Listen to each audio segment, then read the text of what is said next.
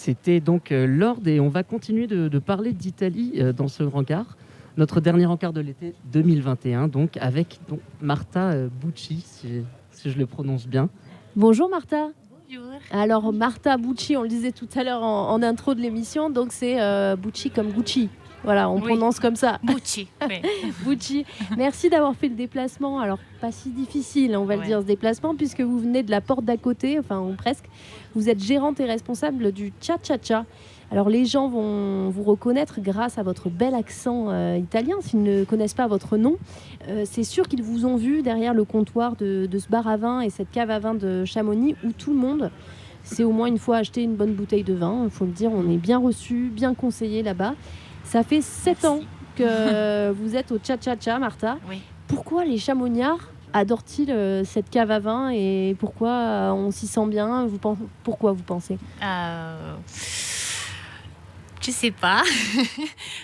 Peut-être parce que c'est un lieu très convivial de partage, avec des prix aussi accessibles et où on privilège des vignerons qui travaillent avec une certaine philosophie, une qualité, un engagement au niveau écologique. On a pas mal de vignerons qui travaillent en bio, en biodynamie, en vin nature. Donc les gens aussi qui ont une conscience de ce type, chez nous, ils trouvent sûrement leur plaisir. Est-ce que c'est à la mode justement de boire du vin naturel comme ça? Oui, c'est très à la mode en ce moment. On est en train de retourner un peu à nos origines, à tout ce qui est très, très nature et très vivant, peut-être. Et alors, pour les conservateurs, est-ce que c'est bon ce vin naturel? Parce que c'est vrai que les gens diraient mais ce vin, ça pétille, c'est pas très bon en bouche. Oui, c'est vrai que c'est pas. C'est vrai que c'est un vin qui change, qui évolue tout le temps. Vu qu'il n'a pas de sulfite, c'est pas quelque chose de mort entre guillemets et qui évolue pas. Donc les gens qui sont habitués un peu au vin conventionnel et traditionnel, ils ont un peu du mal à accepter.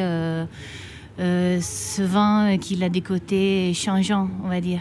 Mais c'est très intéressant parce que nous, on change tout le temps et pourquoi pas le vin il reste tout le temps pareil. C'est vrai qu'on pourrait le voir comme ça. Enfin, en plus, quand on parle, on dit que le vin, ça se bonifie, donc ça veut dire que ça change, mais que c'est meilleur. Mais là, le vin naturel, c'est plutôt des surprises, en fait. Oui, il y a un public plutôt jeune, qui est très porté vers ces produits. Et après, les gens qui ont un peu plus des concepts un peu vieillots, entre guillemets, je ne vais pas juger, mais conservateurs, ils ont toujours du mal à goûter un truc un peu différent ou qui change. Mais en fait, nos grands-pères, nos arrière-grands-pères, ils faisaient déjà le vin comme ça avant et c'était un peu la normalité. Donc il faut convaincre que c'est pas de la piquette, comme on dit en français, que ça peut être du bon vin. Ouais. Oui. C'est tout l'art de... Il y a les deux. Il faut trouver les bons, même dans ce monde. C'est pas facile. Mais nous, on est là pour ça, pour goûter. Et après, pouvoir bien conseiller et faire déguster aussi à nos clients et les gens qui aiment venir chez nous. Voilà. Oui, il y a aussi cet amour de la découverte, de venir justement se faire surprendre par des choses qu'on connaît pas. Oui, c'est ça. Vouloir toujours des conseils, être un peu dans les temps et être dans la découverte, dans la curiosité de voir ce qui se passe dans le monde du vin en ce moment et de se laisser un peu guider par nos coups de cœur et ce que nous on trouve que c'est intéressant. Martin, en parlant de curiosité, moi j'étais curieuse de Cha-Cha-Cha. Oui. Au fait, moi j'ai toujours pensé que ça venait de l'espagnol, quoi. Cha-Cha-Cha. Oui, parce que c'est une danse.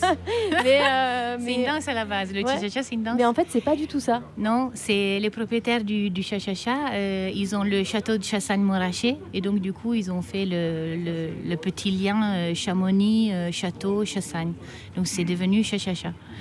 D'accord, voilà. Bon, on aura découvert quelque chose. On va revenir à l'essentiel, Marta, parce que vous êtes invitée au micro de Globule, parce qu'on a envie d'en savoir un peu plus sur les vins italiens. Ouais. Voilà, comme vous l'entendez, et la danse italienne. Très bien. Voilà, on est en direct de chez Paolo, qui est un restaurant rue Ravanel-le-Rouge, juste à côté de votre cave, et qui fait de bons petits plats italiens. Mais voilà, on voulait savoir qu'est-ce qu'on boit avec ce genre de plat. Alors, on peut peut-être prendre l'exemple de la piadizza ou alors du plat de pâtes classique au four. Oui. Bon, avec des plats simples comme ça, il faudrait des vins assez simples aussi. Donc, un bon petit rouge du Piémont ou de la Toscane, léger fruité, ça pourrait aller très bien, par exemple. Après, les vins en Italie et les cépages italiens, ils sont très, très variés, très différents. Et c'est une multitude de cépages, souvent autochtones, chaque région il a ses cépages. Et il y en a vraiment beaucoup, beaucoup, beaucoup. Donc, c'est un vignoble assez compliqué à apprendre par rapport à la France. Parce qu'en J'allais France, demander par rapport à la France. À la France, c'est assez facile. Côte-du-Rhône, Bordelais, Bourgogne. Oui, voilà. Chaque région, par exemple, en Bourgogne, tu as le Pinot Noir pour le rouge, le Chardonnay pour le blanc. C'est assez facile. En Bordeaux, tu as le Merlot, le Cabernet Franc, Cabernet Sauvignon. En Rhône, tu as le Syrah, la Grenache, tout ça.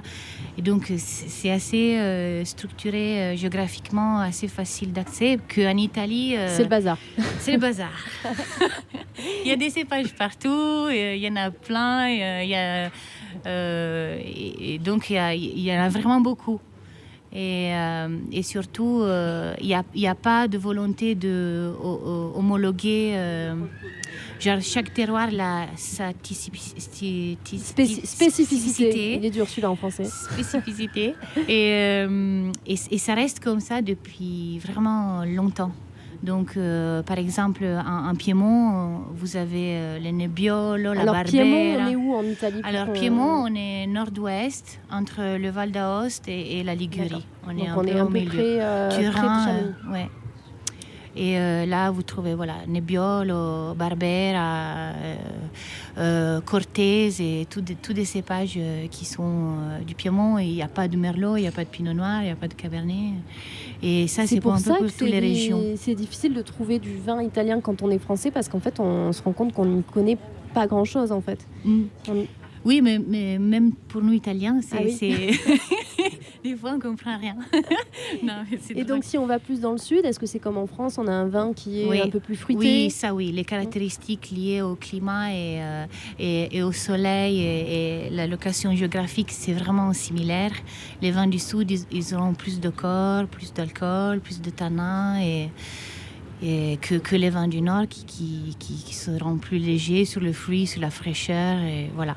Mais pareil, dans le sud, si on va en Sicile, on a du Neroda, on a du Primitivo, il y a plein de cépages qui sont pas à la Grenache, qui sont pas comme les cépages du sud. Après, des fois, on peut trouver des similitudes. Par exemple, dans les Bordeaux, ils ressemblent beaucoup aux vins de la Toscane, parce que même en Toscane, il y a du Merlot, il y a du Cabernet Sauvignon, et sont des vins assez similaires dans la construction. Alors après, c'est très subjectif, mais Martha, c'est quoi votre vin préféré en Italie? En Italie? Ouais. Parce que sinon, c'est le champagne. Ah mince. Ah ouais. Ça, pour le coup, c'est protégé de chez protégé. Il n'y a pas de champagne italien. Oui, je sais. Il y a le Prosecco. Oui. Non, mais je pense c'est peut-être le Barolo. Mon rouge préféré, oui. Mais Barolo, on est vite dans des prix assez chers, non? Élevés. Oui, c'est un vin qu'il passe 6 ans en cave, en bouteille, en vieillissement, avant d'être commercialisé. Donc, il a tout un processus assez complexe. Et après, il passe du temps en vieillissement avant d'être mis en vente. Donc, et ça vient d'où, le Barolo? C'est du Piémont. Du Piémont. Oui. C'est un vin qui peut vieillir encore ou pas? Oui, il vieillit très très bien. Un peu comme les Bourgognes, oui. Ça peut très très bien vieillir. Après, ça dépend du millésime, mais c'est un bon vin qui peut bien vieillir dans de bonnes conditions. Alors Martha, ne bougez pas, on écoute et on revient tout de suite pour parler d'Italie et de notre cher et tendre Val d'Aoste, juste de l'autre côté de la frontière, pour ceux qui sont nuls en géographie. Et nous, on part de l'autre côté de l'océan Atlantique, c'est à quelques kilomètres, au Brésil, avec l'engagé Lucas Santana. Quando a fera fere e mata alguém, só porque difere de gênero tem algo enrustido, algo enrustido. Quando discrimina a pele e não preza a mina de onde cê vem. Faz ebó pra ele, ebó pra ele.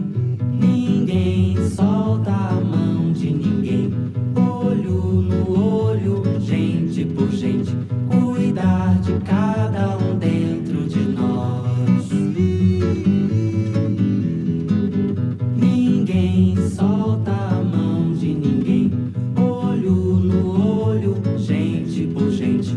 Cuidar de cada dentro de nós. Quando acelera, atropela alguém, envenena o ar e expõe seu desdém. Pega a bicicleta, pega a bicicleta. Se derruba, mata e atira em alguém que cuida da floresta como mais ninguém. Faz rapé pra ele, rapé pra ele. Ninguém solta a mão de ninguém. Olho no olho, gente por gente. Cuidar de cada dentro de nós. Ninguém solta a mão de ninguém. Olho no olho, gente por gente. Cuidar de cada dentro de nós.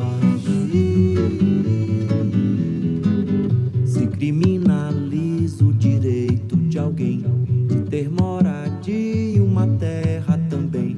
Movimenta ele, movimenta ele. Esse alguém sem nome sou eu e você. Se juntar não some, faz aparecer. Nome, sobrenome, nome, sobrenome. Ninguém solta a mão de ninguém. Olho no olho, gente por gente. Cuidar de cada dentro de nós. Ninguém solta a mão de ninguém. Olho no olho, gente por gente. Cuidar de cada dentro de nós. C'est beau, hein, le brésilien, là. Moi, j'y arriverai pas du tout. C'est Globule Radio que vous écoutez sur le 90.5 FM, en direct de chez Paolo. C'est le restaurant rue Ravanel-Le Rouge.